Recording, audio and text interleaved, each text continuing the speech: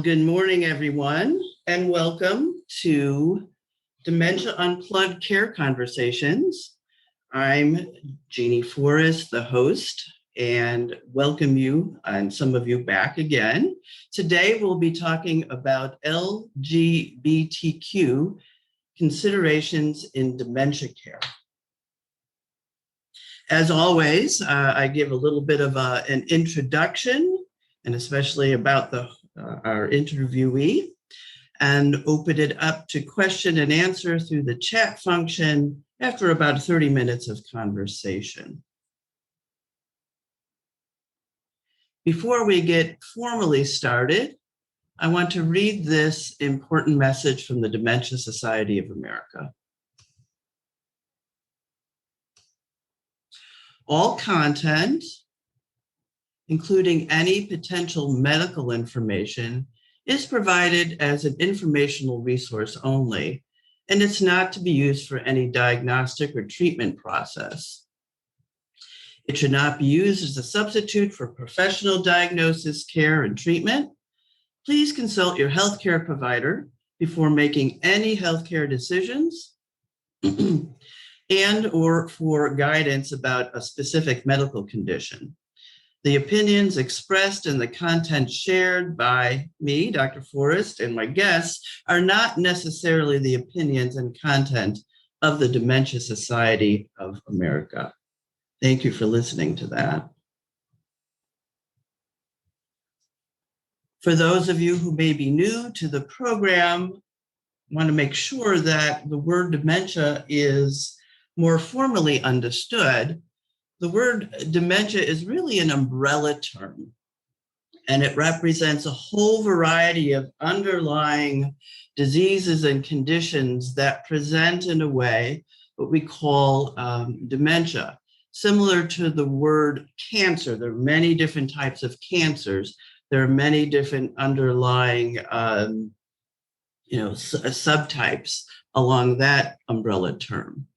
So the main takeaway here is that the word dementia is not a disease in and of itself, but there are many underlying conditions that present itself. Unfortunately, many are not curable at this point in our understanding in science. Some are reversible, and that's why it's so important to really receive an in-depth medical evaluation if you're concerned about yourself or someone else. The more known, familiar types of dementias are Alzheimer's disease, vascular, sort of a mix, Lewy body, frontal temporal, and the list does go on and on. And hopefully that kind of clarifies a little bit so that we're all sort of talking along the same manner.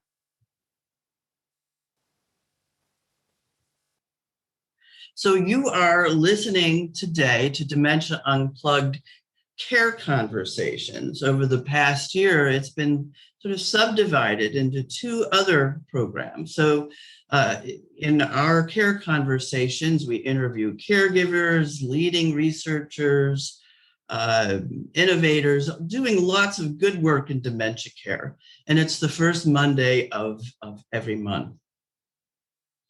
This year, we've also added Dementia Unplugged Musical Connections. These are sessions with really leading brain health scientists that look at the benefits of music in terms of brain health and just life enrichment. And this is on the third Monday of each month, and it's in partnership with Music and Memory. Thirdly, we have Dementia Unplugged Artful Insights. It is more of a conversation that looks at art from leading museums, and this is on the fourth Monday of each month, and it's in partnership with Arts Philadelphia. So we hope you will benefit from all of Dementia Society of America's programming. I'm going to introduce our guest today. That is Joe Fisher. He is the CEO of Renewal Memory Partners.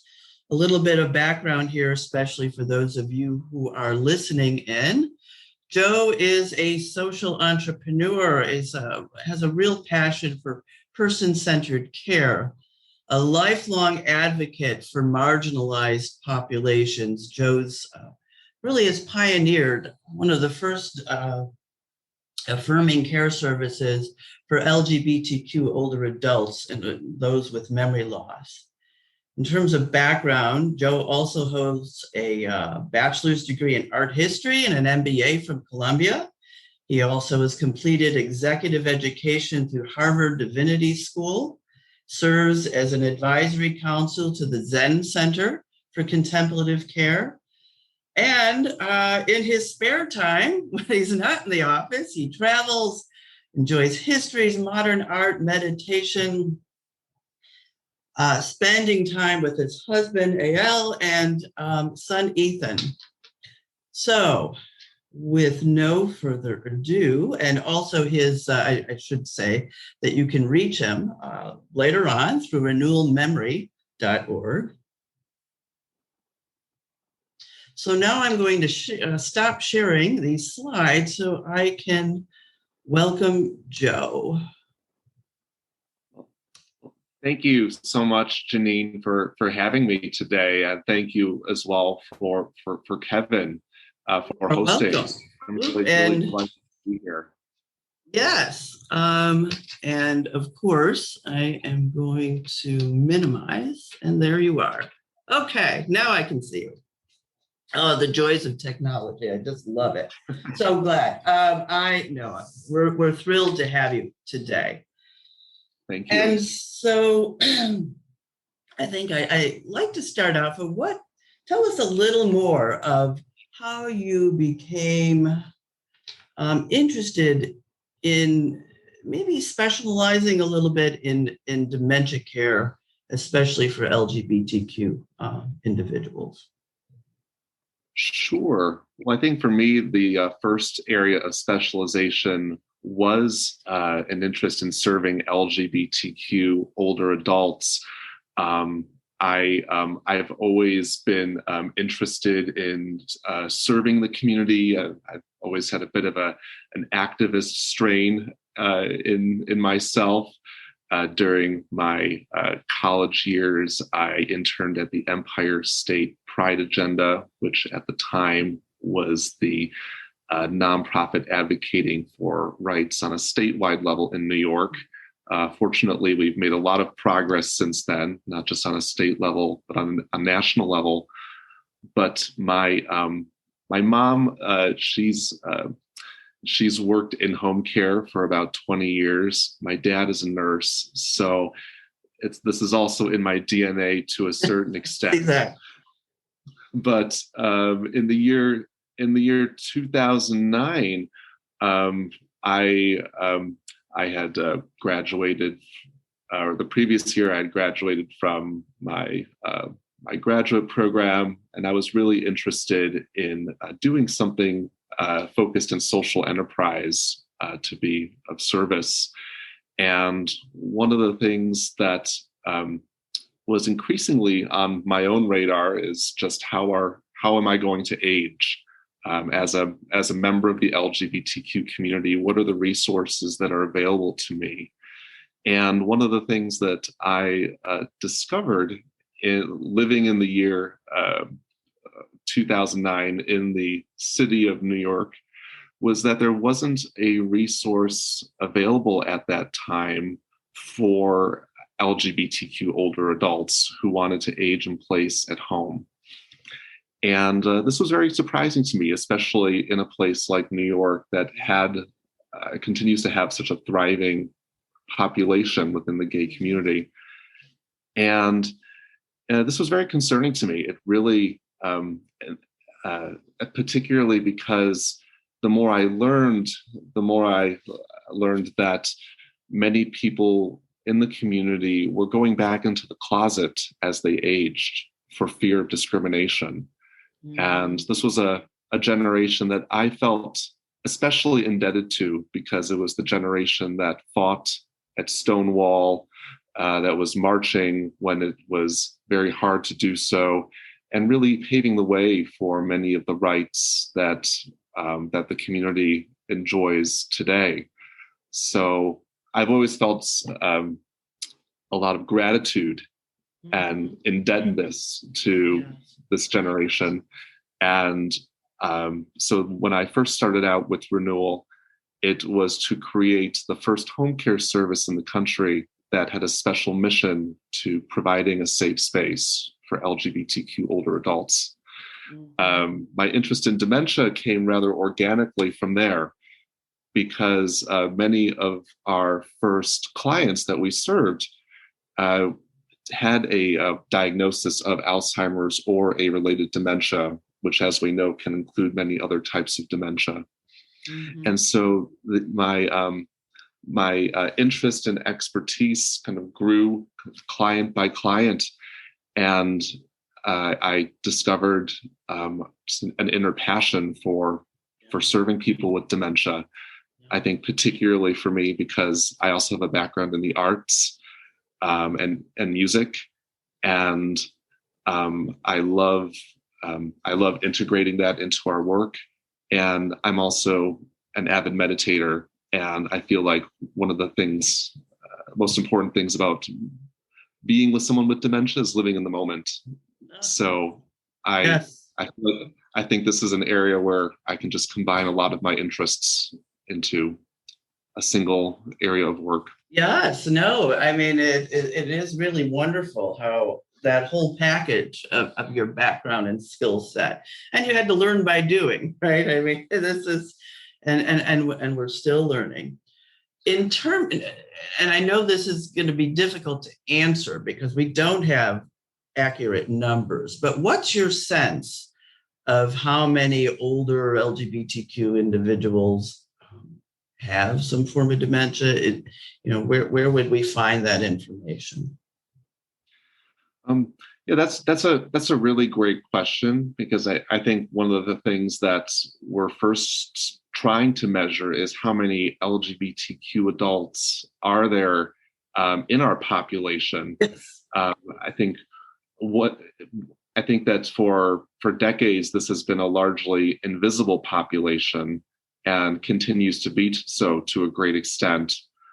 But I think that in terms of current estimates, I believe that there's currently estimated to be roughly 2.5 million LGBTQ older adults in the United States, and that number is expected to grow by multiples in the years ahead.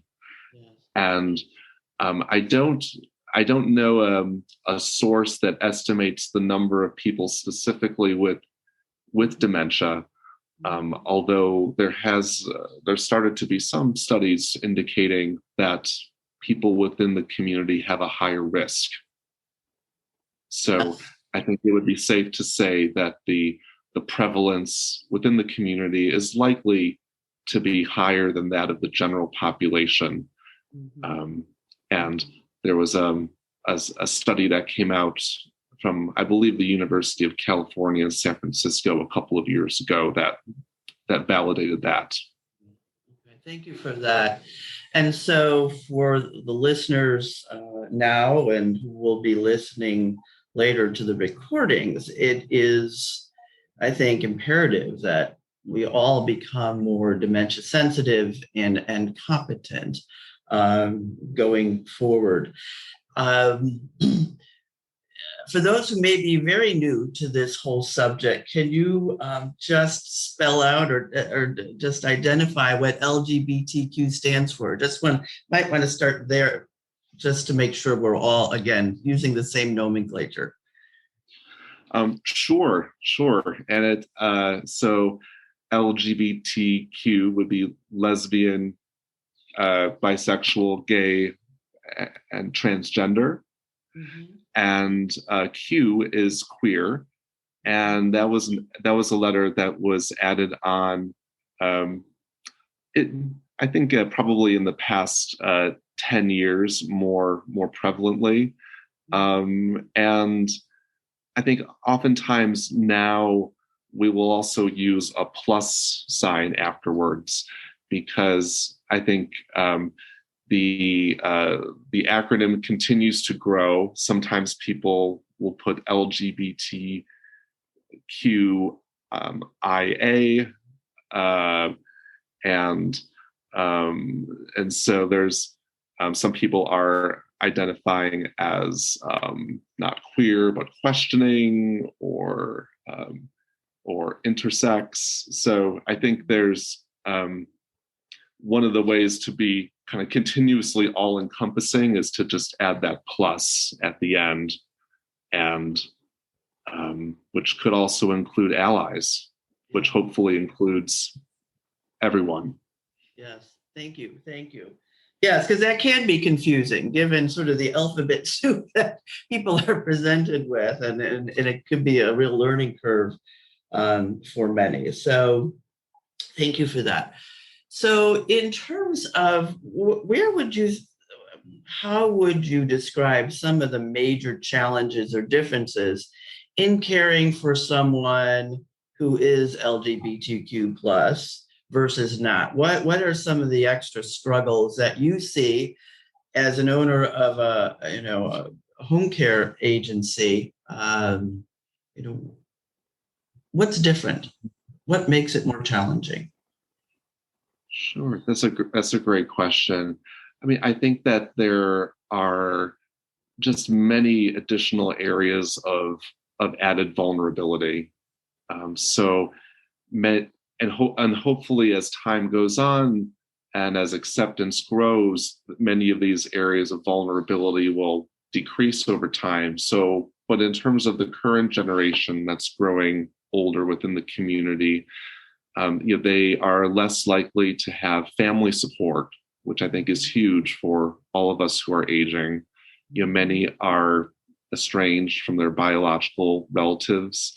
Many do not live with partners, or perhaps their partners have passed away, and live alone.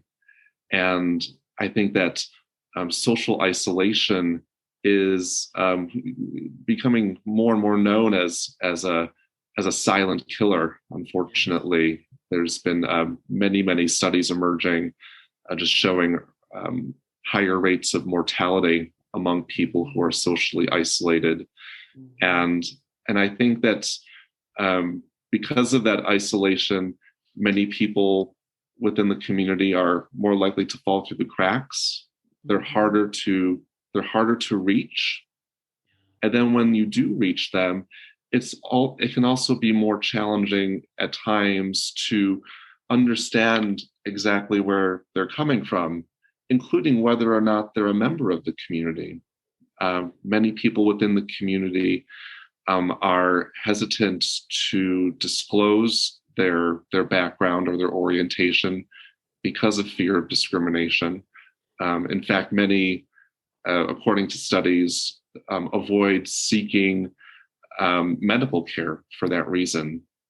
So I think that being sensitive to the community really manifests in many different ways.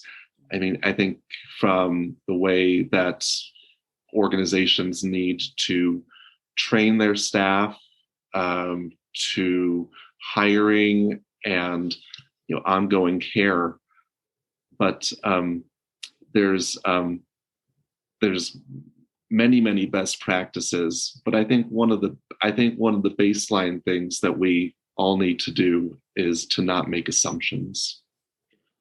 And yes, that someone is straight, number one. Absolutely. That sort of seems to be the knee-jerk reaction in making that assumption. And I just want to emphasize some of the things you talked about, is that, especially for some of my own clients, it's often the diagnosis of dementia often is late because of the fear of entering into a healthcare system that can be very discriminatory and stigmatizing. And so it may be much later before any type of dementia-related diagnosis comes on board.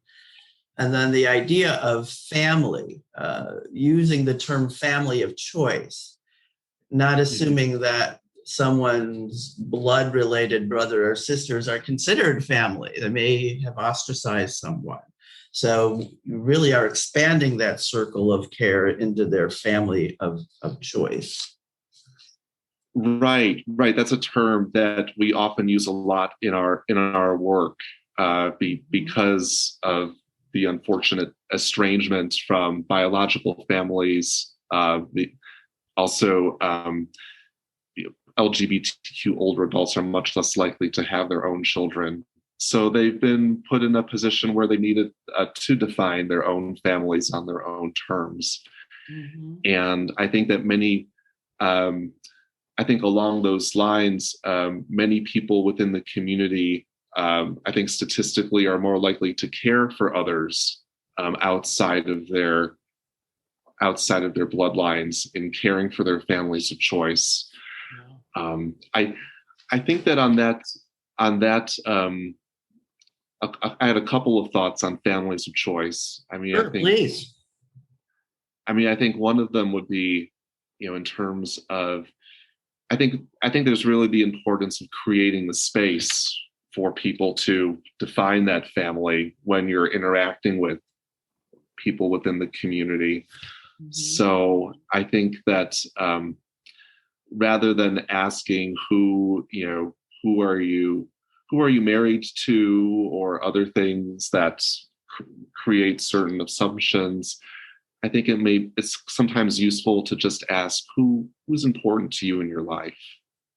And it's a very open-ended way that lets people define things on their own terms. Mm-hmm. And I think it's also important to be aware of coded language.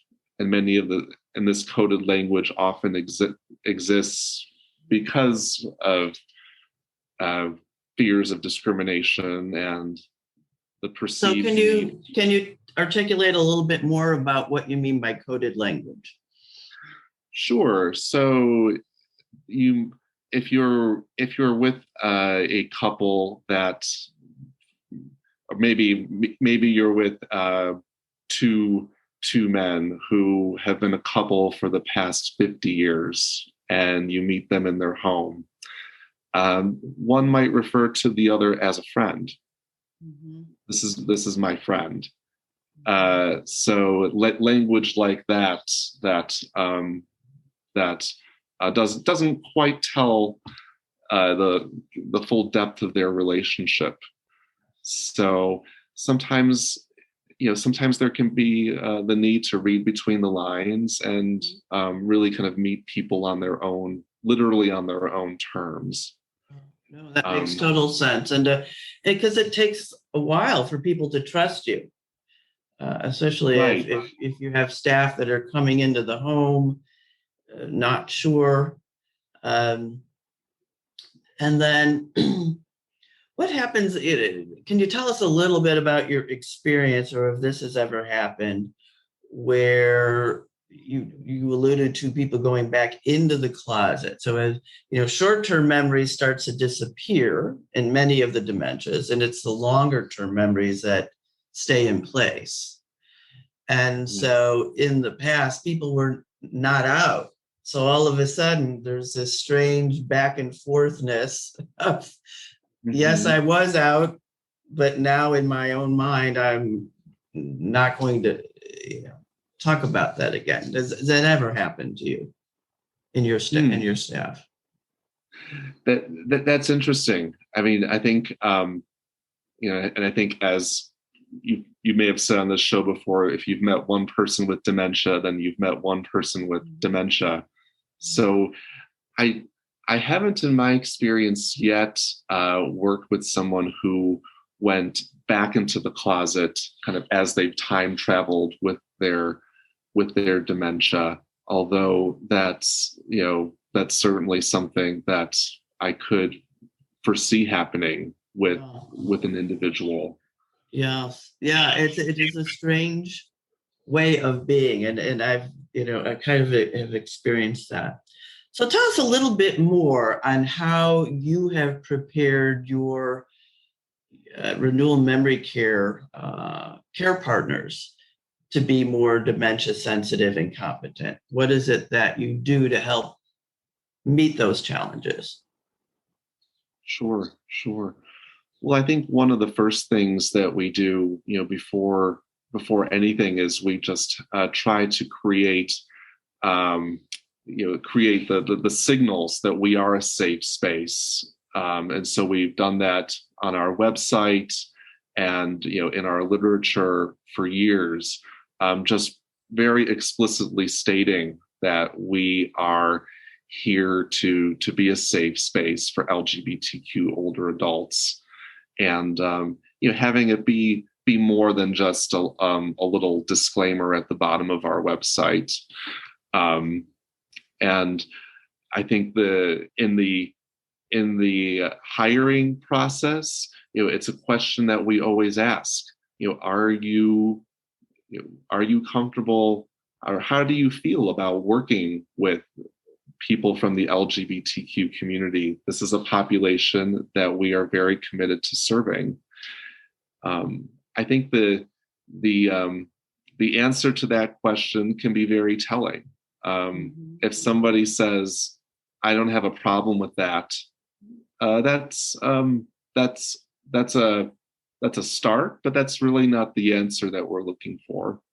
We're really looking for individuals who feel passionate about serving this underserved population and are really eager to embrace their humanity rather than just tolerate it. Yes. I like the way you said that. Yes.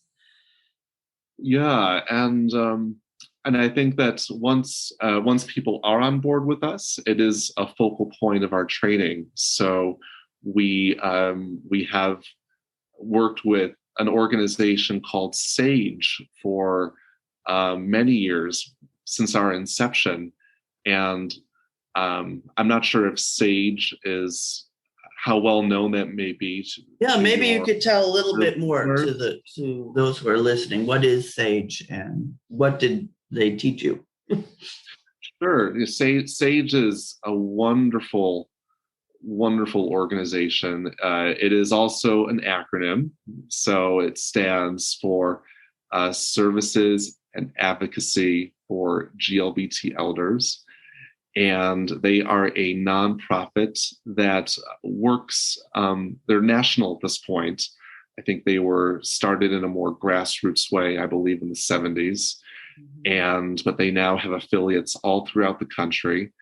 And SAGE is wonderful. They have a variety of programs that are focused both on the national level, really advocating for policy changes in Washington, but also in the trenches, providing social services to people who need them, and training organizations throughout the country in cultural competency.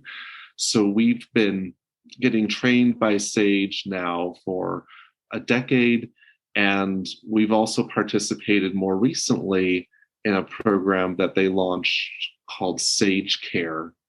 And SAGE Care is a program where it's a more formalized version of this training, and it's a certification program where organizations can train different levels of their staff in cultural competency, and we are at the platinum level, which means that 80% or more of our staff has been trained by SAGE.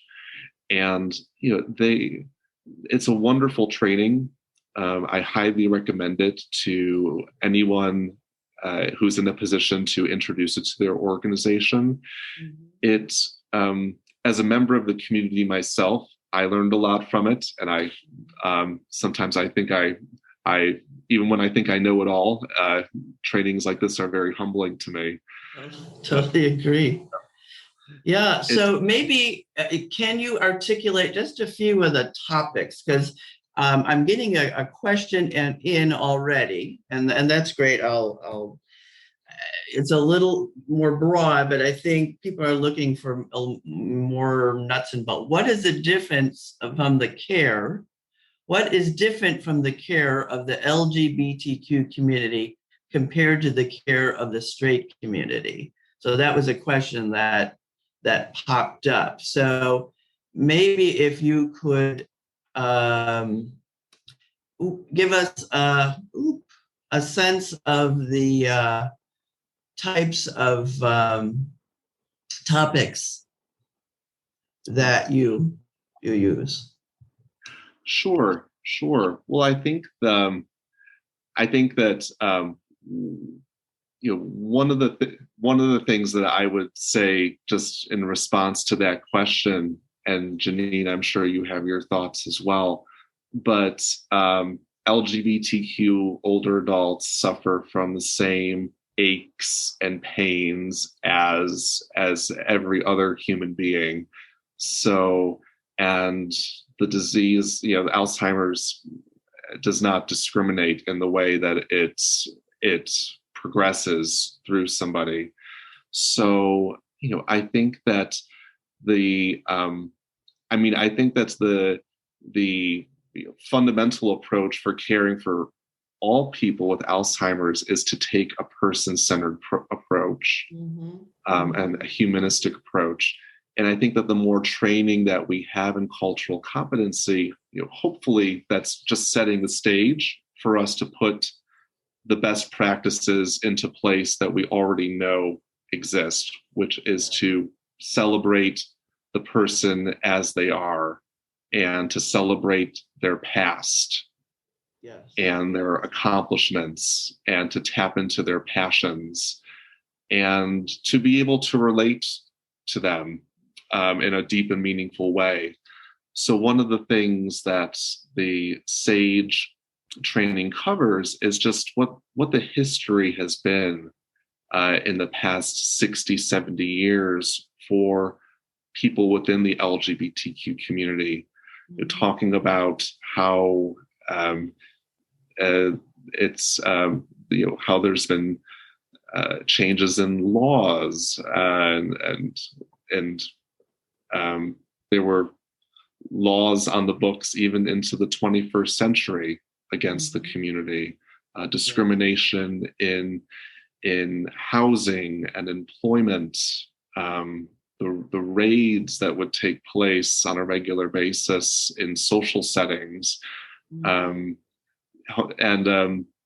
even within the medical community, it was not homosexuality was considered a disorder, I believe, until 1973. So I think this training has really given us a window into what the lived experience has been for members of the community whom we are currently caring for, and just creating more of a kind of a pathway for empathy. Mm-hmm. Yes, no, I agree. And just to kind of emphasize, in the end, I don't want to say that the disease or the underlying pathology doesn't matter. In the end, people progress very similarly, especially towards the end of life, and everyone is deserving of respect, and there may be more physical care that's required in the late and final stages of many of the dementias. And this is where people also need to be sensitive and competent. If we're talking with and caring for someone who's transgender, that may be confusing to people who may not be familiar with the LGBT part of the community. So I think having the skill set and the healthcare knowledge particularly makes it a little more unique. And so there are differences. Yes, we celebrate the person and their all of their preferences, but I think that there's extra training that more especially healthcare providers need to be aware of in the later stages. Would you agree? Yeah, absolutely, and I think that's caring for people within the transgender community is something that is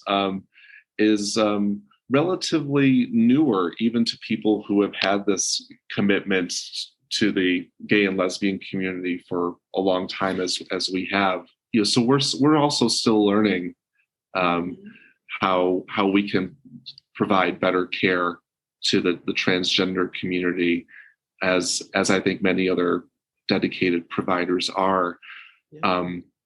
In terms of healthcare within the community and what we can do, I think as providers and people who support people with dementia, I mean, I think that another thing that can come up that I think is important to be mindful of is really on the administrative side, is because as one of the things that is really critical for all of us is to have advanced directives in place, and I think that's especially true for people within the community who, because there's been many horror stories of couples who have been together for decades, but they're not married. Mm-hmm. And when the one of them gets sick, the rights and privileges of their lifetime partner are not honored. Mm-hmm. And I think in some cases, decision-making capacity may go to a blood relative that is not as close to the person as their life partner would be. So I think one thing that we try to do with anyone that we work with in the community is to make sure that they have that documentation in place. If they have however they've defined their family of choice, to make sure that their healthcare proxies and powers of attorney are aligned with that. Yes, it's important for everyone, as for sure, but especially in this community, because again, we cannot make any assumption, and we would hate to be at the end of their life with no one to speak for them on their behalf on what their wishes would be. So good point, Joe. All right. I'm going to be starting to ask people to add their questions either through Q&A and chat. We've started that. And while your questions are bubbling up, I just remembered, and I guess I'll toot my own horn here, in terms of resources. I was able to participate and write in this book called Welcoming LGBTQ Residents, A Practical Guide for Senior Living Staff. Tim Johnston, he is the Senior National Director for Projects for SAGE. And I wrote in there about memory loss and LGBTQ care. So if any of you who are working in care communities, this would be something that SAGE produced, but I had the good fortune of being able to contribute to it, and would encourage that. Joe, while we're waiting, is there any question? What points would you really like to emphasize here that I didn't, what questions didn't I ask so far that you want to make sure people leave who may be family care providers or people of the community themselves, or anyone listening? What do you want to make sure you hit home? Well, that you're a really great interviewer, Janine. So I think you've covered so many of the essential points. But let me think about that for a second. Okay, sure. I mean, I think that really the point that would be most important, that would really just inform everything else, is to really draw this distinction between tolerance and embracement of. Love that. I love that. Yes. Tell us more. I have an idea, but tell us more. Oh, well, sure. I just think that I think that for a long time, I think that the bar has just been set a lot lower in terms of what's considered acceptable. And I think for a long time, the bar was set at tolerance, which basically just meant that we're not going to be hostile to somebody who is a member of the LGBT community. We're not going to verbally accost them. Of course, we're not, there's not going to be any physical harm done to this individual. Mm-hmm. But I think that acceptance in the past has really been more geared towards just guaranteeing somebody's safety rather than truly honoring them as a human being. Mm-hmm. And I think that if not talking about somebody's life in terms of who they've loved, is, I think, a sin of omission. Yeah. I think that one of the most important things with dementia is having the space to reminisce and to celebrate memories. And, I think that everyone within the community should have the right and the ability to talk about when they first fell in love and what was that like and how did they meet their partner. Yeah. And what was it like for you when you were 21 years old. Mm-hmm. I think to not talk about those things, I think, is doing somebody a disservice. I totally agree, Joe. A question popped up, and it's relevant and maybe a little to the side, but the question is from Edie: are there specific legal issues that we must know due to marital status within the LGBTQ community? Legal issues that we must know regarding the LGBT. Okay, so that's the question. That's a great question, and I went to business school rather than law school, so I don't have a great answer for you, but I could point you to the Lambda Legal Defense Fund. I believe that they are an organization that kind of specializes in legal issues within the community, and I believe that marriage equality on the federal level has resolved many of those issues, but I think that nevertheless, at the end of the day, we do need people on the front lines to be competent and honoring these relationships. And I think that's where things can still fall short, unfortunately, even though the legal protections are in place. Right. They could be in place, but it's the attitude and the being non-judgmental and the inclusivity that takes longer. You can put the laws on the books, but it takes, as we know, time for people to change the way they think. Right. When you're being triaged at the hospital, how is that experience unfolding? Absolutely. Okay. Also, elder care attorneys can help as well. So that's another piece. If there's a concern about LGBTQ in marriage, you look for those who specialize in elder care who also have a background in LGBTQ plus issues.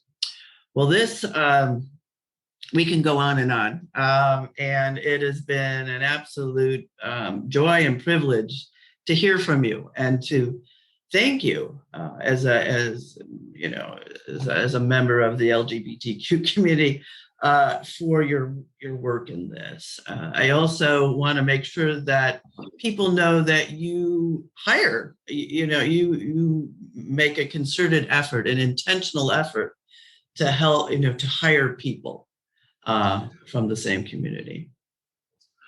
We do. It's not something that we can. It's not something that we can ask people, from a compliance standpoint when they interview with us. But many people do come to us and self-disclose that they are a member of the community and that they are interested in working with us because of our mission to serve the LGBTQ community. And I think that by recruiting members from the community, we've been able to serve as a conduit for the community to care for itself, which has been a really beautiful opportunity for us. Oh, absolutely. No, it absolutely has. And I think individuals are that much better to feel cared for from people who kind of know the situation. So on that note, what I'm going to do is share my screen. And again, thank you, Joe. Thank you. And if others need to have other questions with Joe, you can reach him through Renewal Memory Care. And we'll see how. I'm going to just want to make sure that people know let's see if I can share this. Yes. I can put my email address in the chat if that's. That would be great. Okay. That would be great. So I want to put up on the screen. Oh, I did have on the screen. Where the heck? Let's see. Today is one of those technology days. Current slide. The Dementia Society of America. We couldn't do this without the support of DSA. And I would highly encourage all of you who are listening in and watching to take a look at all that is available through DSA. And it continues to grow. And if you're able, would encourage you to donate. This is an all-volunteer program, and it allows for additional education and training to many care providers and family caregivers, and also provides seed money for research within the area. So thank you for that. And now I'll stop sharing one more time. Just to say to everyone who's listening, thank you again. Feel free to listen to the recorded version that will be available. It takes a little bit for Kevin to put that together, but it will be available on YouTube. And Joe has put his email and number on the chat function for those of you who are interested. So on that note, we wish everyone well and come join us again next month. Take good care.